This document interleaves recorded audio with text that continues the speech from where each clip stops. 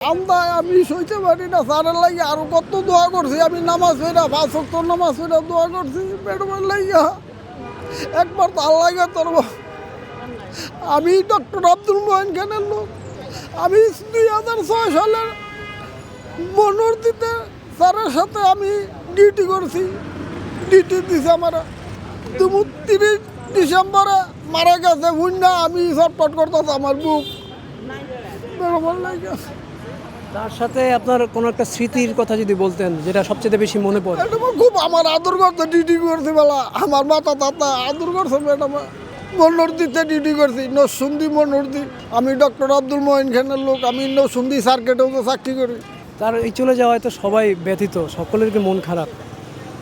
জাতি কেমন ক্ষতির মুখে পড়লো তার এই শূন্যতায়। ভালো আছি ম্যাডামের মতো তুলল না। এই যে বালু টাক দিয়া আমি লেগের আমল ভারতও দিছে না। ম্যাডামটা দিয়ে একটা কষ্ট দিছে বালু টাক মেরা বাসার সামনে। তার জন্য সকল দেশবাসীর কাছে কি দোয়া চাবেন? আমি দোয়া করতাম যে আমি আইসি জানাজাত। আমি অনেক জানাত যেতাম মানে সংসদ ভবনে আমি গিয়া আল্লাহর কাছে কান্দাকাটি করবো, দরের নামাজ পড়বো, এরপর জানাজাত শরীর কম। আমি সকালে সিটাং মেলে আইসি, সকালে ট্রেনে আইসি। যারা কোনো দল করেন না কিন্তু বিএনপিকে ভালোবাসেন, যারা কোনো দল করেন না কিন্তু আমাদের দেশনেত্রীকে অন্ধের মতো ভালোবাসেন, শ্রদ্ধা করেন, সম্মান করেন, তার কারণ একটাই, উনি কোনো দিন কোনো রকম দেশের স্বাধীনতা গণতন্ত্র হুমকিতে পড়বে তাদের সাথে স্বৈরাচার এরশাদের আমলেও কোনোদিন আপোষ করেননি, যেটা শেখ হাসিনা আপোষ করেছিল।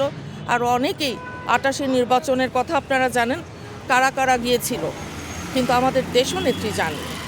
ওই কারণেই ওনাকে যে আপোষহীন, ওনার যে একটা চারিত্রিক বৈশিষ্ট্য, সেটা নিয়েই উনি বাংলাদেশের মনে যতদিন বাংলাদেশ থাকবে, যতদিন বাংলাদেশের ইতিহাস থাকবে, যতদিন আমাদের এই জনগোষ্ঠী থাকবে, আমাদের দেশনেত্রী বেগম খালেদা জিয়ার নাম সম্মানের সাথেই উচ্চারিত হবে ইনশাল্লাহ।